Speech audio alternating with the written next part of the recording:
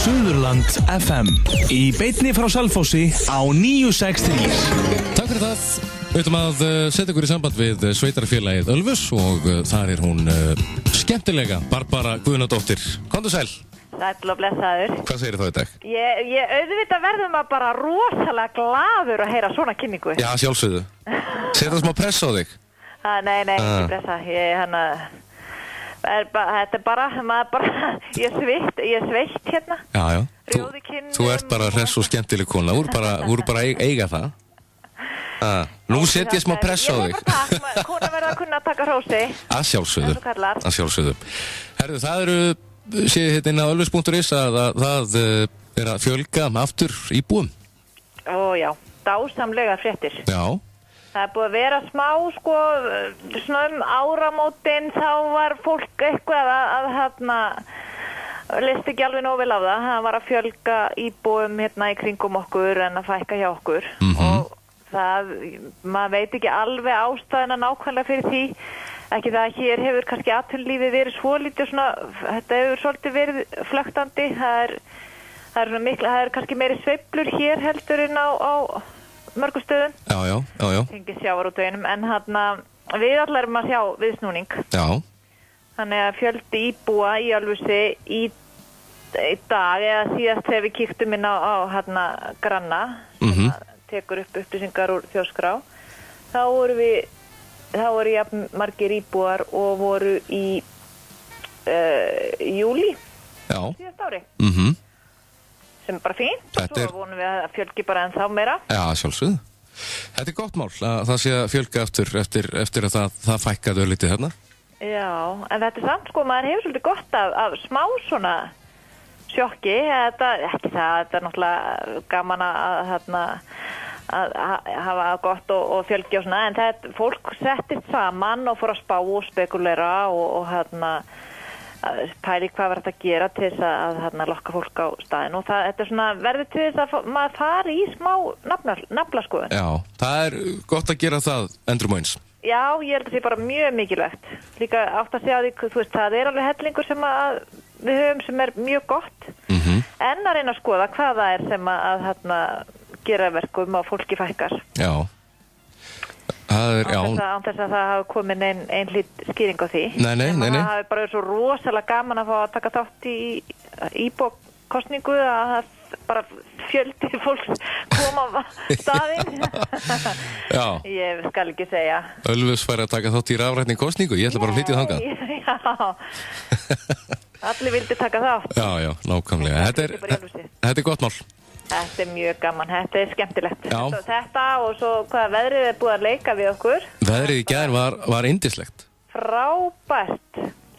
Og maður fekk heldur betur að finna fyrir þessari svona sumar tilfinningu. Já, skelltur þér út að skokka? Nei, ekkert að skokka, ég bara fór aðeins á röltið. Já, ég veit nefnilega fólki sem að gat ekki hafa með sig, það bara fór út að skokka. Já. Þetta er svona, maður lyftist á það kemur annan tónn í mann í svona veðri. Já, allir eru brosandi og glæðir og sáttir. Annars var ég á mjög skemmtilegum, var á sýningu í morgun. Leikskólinn er alltaf með svona árvist þegar fer að líða á vorið, en nú er farið að líða á vorið. Jú. Sumar dagurinn fyrsti í næstu viku, þannig að þá er búið upp á sýningu í íþróttahúsinu, þar sem allir krakkarnir í leikskólanum eru vikulega í íþróttum, en þarna fá foreldrar að koma og horfa á. Það er mjög skemmtilegt. Og það var í morgun? Það var í morgun og ég var þarna. Nú er smá svona söknuður í mínu hjarta því að ég er að hætta aftur í leikskóla. Ég hætti einhvern tímann með elsta barn, með yngsta barn, og svo bætti ég einu við það, því að það var ekki hægt að vera ekki með barn í leikskóla. Nei, og hvað ætlar að gera núna? Nú bara fer litli minn í skóla næsta ár, þannig þá er ég bara bæta við? Já, nei. Ætli ég verði ekki bara boðflenna. Já. Mæti bara samt. Nákvæmlega. Og horfa á hina krakkana. Já. Það lítur að vera í lagi. Það er mjög skemmtilegt. Talandi um sumardaginn fyrsta, verður ykkur sumardagsgleði hjá ykkur?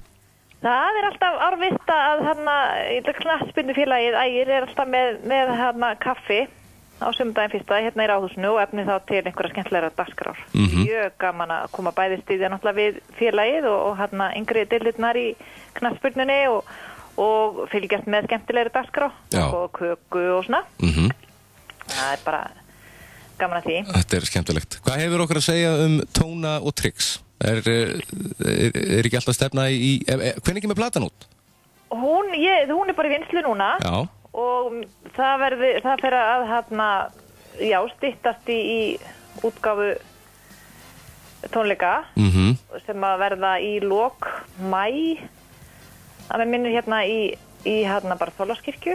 Jú, það passar, sunnudaginn 31. maí. Já, 31. maí og ég reikna með því að þá verði hægt að fá diskinn. Glæsilegt. Eða stuttu seinna eða ná að fyrir eftir hvernig vinnslan gengur. En þau eru alveg að fullu að náttúrulega kynna þetta verkefni og eru líka að safna, þetta náttúrulega kostar helling og þau ákvaða að fara, eldri borgarar ákvaða að fara mjög stafræna leið í þessu. Já, mér finnst það magnað. Já, sem ég það líka alveg nýta nútíma tækni. Já, ég bara, þannig að fólk að kvarta yfir rafrænni kosning og það sé flókið. Þessir eldri borgarar, þeir eru ekkert að hafa áhyggjur á slíku. Þeir bara bjóða fólki að taka þátt í hópfjármögnun á vefsíðu sem að kallast carolinafund.com og það er hægt að, það er ekki bara það að fólk sé að setja pening, styrkja með peningum, heldur færða. Það er að borga fyrir miðatónleika eða diskinn eða hvað sem er. Og það getur líka bókað tónlistarhópin, fengið það bara í veislu heim. Já, frábært. Mér finnst það hljóma alveg rosalega vel. Og það er gaman að fá bara heilan tónlistarhóp. Nei, Tónar og Trix hópurinn er komin á Facebook, sé ég. Þau eru alveg með þetta. Maður hætti nú bara að fara að taka þau sér til fyrirmyndar. Þau eru allstar. Nota nýjustu tækni og alla leiðir þau eru á Facebook. Já.